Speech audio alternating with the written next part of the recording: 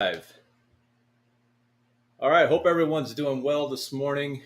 Um, I'm going to talk about a topic today. It's probably isn't going to be too. This video is probably going to be too long, or this live. But I want to talk about. Um, there's some misconceptions between what is seller financing versus subject to, and so we're going to go over. We're going to go over some items today, and and really try and get a clear picture on what this actually means. So let's go ahead and get started. Before we do, though, check out the description below. I do have a link to our bio page there. There's tons of free resources there. Feel free to go out and download our calculator. A bunch of other stuff we've got out there. Check it out. The link's going to be in the description below here. But let's go ahead and jump into this, and let's discuss seller financing versus subject to. This is actually kind of a play on words because the reality is that subject to investing, and if you don't know what that is, then you probably either haven't watched any of our videos on this channel or maybe you're brand new. I don't know. But subject to investing is essentially, in a nutshell, it is buying a property, having a property deeded to you with the former owner. Now, the former owner, who is the borrower, with that loan staying in place, and you're making payments on that loan. In a nutshell, that's what it is. It's pretty basic, and if you don't know anything about it or you want to know more about it, just check out all the videos on this YouTube channel, or some of the articles on LinkedIn and all the other spots out there. So real quick, subject to is in and of itself. It is a form of seller financing. Okay, so let's not confuse the two. Let's not. It's really, honestly, it's really kind of like semantics. It's really not that important to understand that, but people seem to make this distinction between true seller financing and subject to. And subject to is nothing more than a form of seller financing. So that begs a question then: what other forms of seller financing are there? And so I'm going to go through a list of 4 or 5 different types of seller financing that we have available to us.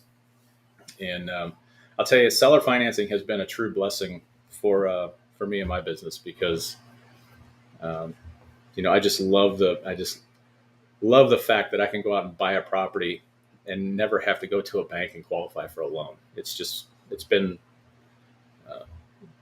super great for our business. So. If you don't know much about seller financing, or maybe you're a wholesaler or a cash buyer or something like that, and you want to get into this, you want to understand more about the absolute, the dynamite reasons why seller financing is should be included in your toolbox. Like I said, just go down and watch some of these videos and start educating yourself on this stuff because it's just super important. All right, so let's dive in here. Let's talk about our first option. Our first option in seller financing is free and clear properties. Free and clear properties are absolutely just at the tops of the list. They're my favorite. It's my favorite way to buy, just because there's so many different things that you can do with your seller on a free and clear property. So I'm talking about a property with no mortgage, no loan on it, nothing is due on it. There's no liens, or hopefully there's no liens on it otherwise. And this is really the simplest form of seller financing. You are basically going in and you're talking to a seller and you're negotiating that seller carrying a note for you. Excuse me. A seller is going to carry a note for you for either the full amount or we can do what we call a partial seller carry or seller financing, where they can let's just say that you're going to pick up a property that's free and clear and they want a down payment of $10,000, and then they're going to carry that other 90%, and say it's a $100,000 house. they're going to carry that other $90,000. They're going to carry 90% of that loan. Now you can get super creative with this stuff, and you can start, um, mixing and matching different deal structures with free and clear properties. I'm trying to keep it at the most basic level here, and that is literally just negotiating with your seller on this free and clear property. Your seller is going to get a recorded mortgage. Excuse me, a recorded mortgage. They're going to get a promissory note. You're going to have hazard insurance, and you're going to have title insurance, just like any other. Your seller is your lender, so just like any other lender or bank might provide. So they're creating a note. Here are the benefits for. You know what? The benefits actually apply across the table. When you buy on seller financing, you are, in most cases, all but really one case, you are the legal owner of the property. Your seller becomes your lender. And so in the case of subject to, your seller already has it financed through their lender, but you're just taking over that loan. So that's why we say that's a form of seller financing. So you can structure these deals in a way where you're going to pay a monthly payment to your seller. You, as the legal owner, you get all the benefits of owning a home. You get to depreciate that property. You get to take all the write-offs, um, you know, capital expenditures, all of the good stuff that tax wise are going to benefit you. So that's option number one, free and clear. It's my absolute favorite way. If it's available and we have a free and clear property, we're always going to try and make the seller our financier first. Option number two, this one's maybe a little, maybe it's just a little bit different than your classic seller finance deal. But a lot of people don't realize that if you have a lease with an option to buy, or we call it a lease option, a lot of people don't do these anymore. And quite frankly, we don't do them either. But if you have a lease with an option to buy, you actually can build equity into that deal. Meaning you can actually build equity in that property with your option payment. It just depends on, it's going to depend on how it's structured and what that option contract actually looks like, how it's set up and what it says. But you can buy a property on a lease with an option to buy, and otherwise known as rent to own. And that would be, if you're building equity in the property, that would be considered a kind of a quasi form of seller financing. So lease with option to buy. Number three, you can have a situation where perhaps your seller has a loan on the property, but they don't want to sell that property to you subject to the existing financing. So what you can do essentially is you can have that seller, you can create a note. You can give that seller a note and a second lien position on that property. And essentially what that lien is going to do, the way that that's going to be structured is, in most cases, your seller is going to receive from you a payment that is either equal to or greater than their first mortgage position or the loan that they have on the property. So your terms are either going to match the underlying, or I'm sorry, your terms on your second are going to match what is on the first, and so that gives you a second lien position. It does give you you do get a recorded mortgage with that. It's just in a subordinate position. It's going to be below the first. Still gives you equity building capabilities, the power to build equity in that property. And so that would be a possible third option.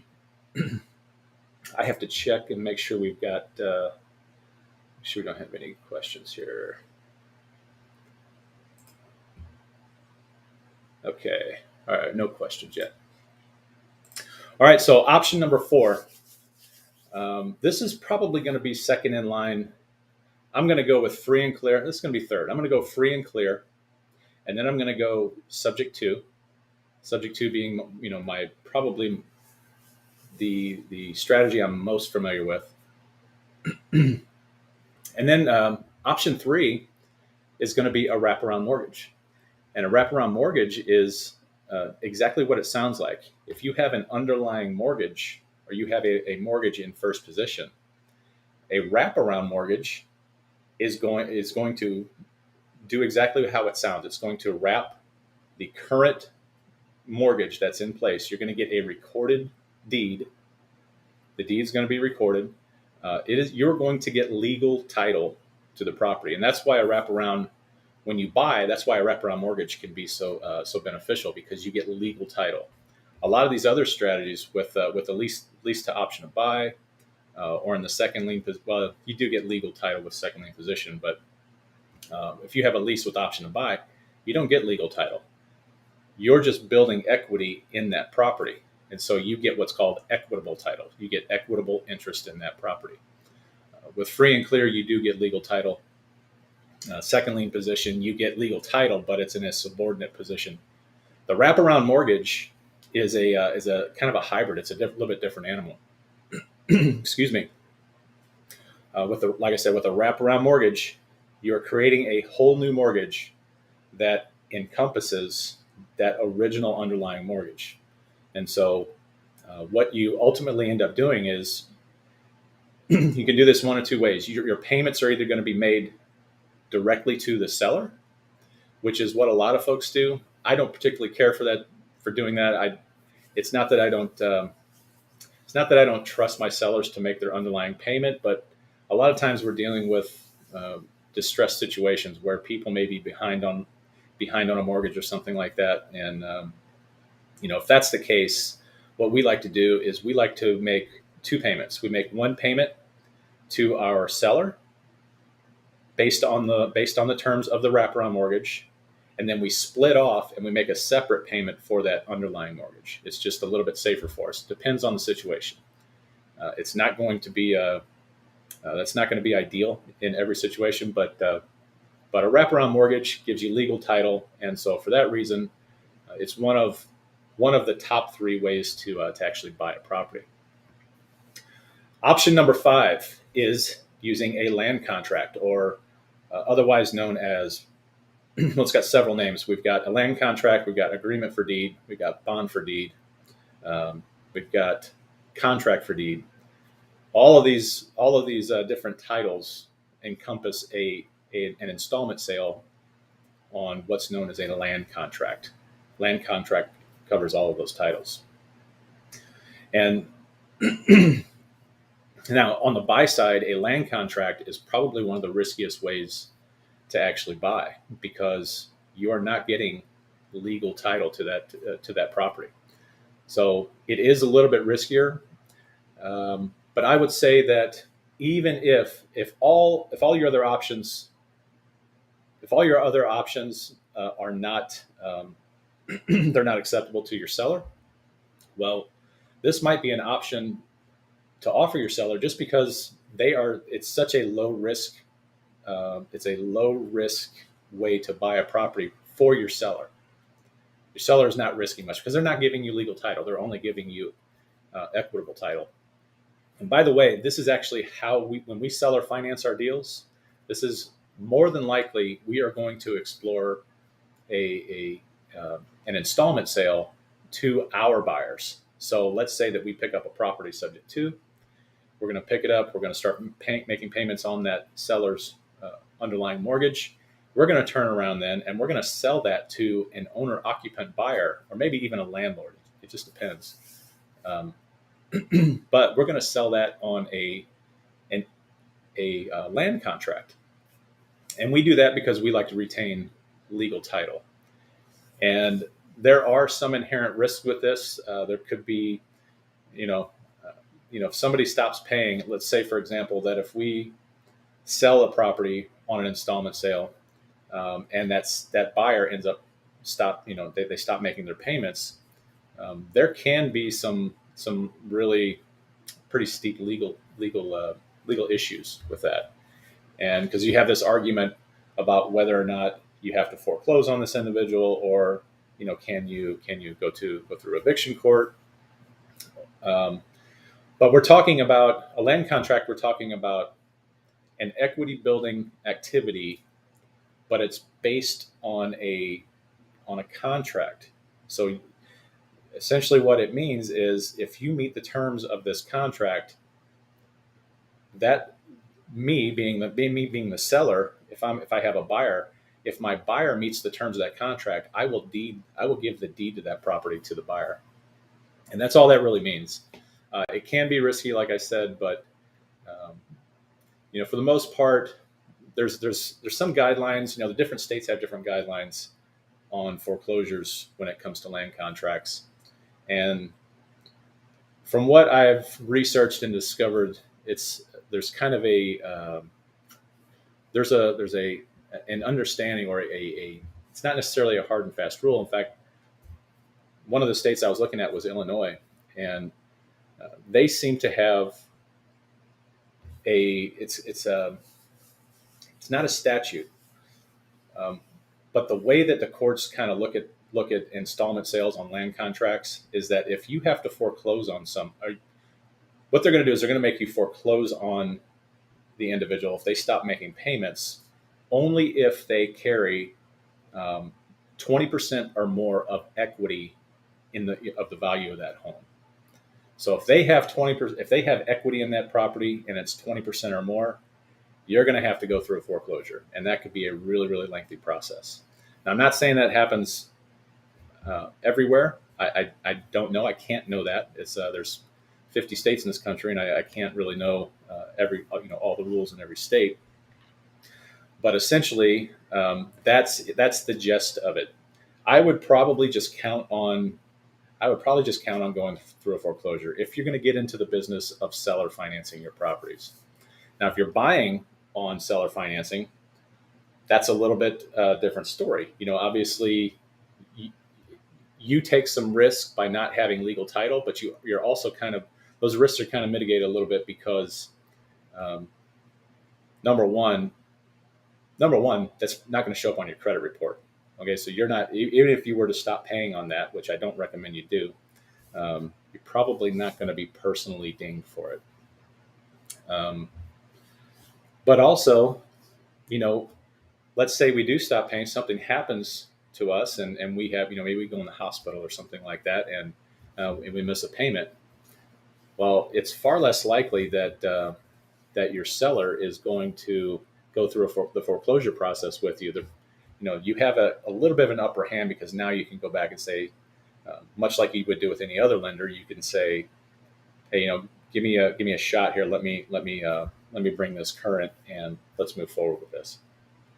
So, quickly recap. We have free and clear properties. We have leases with option to buy. We have buying properties in a second lien position, which is a kind of a neat little strategy. It's not the best. It's not the best to buy on for sure, but it can work.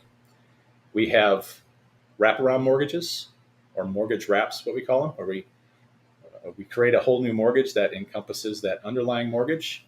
And then finally, we have installment sales.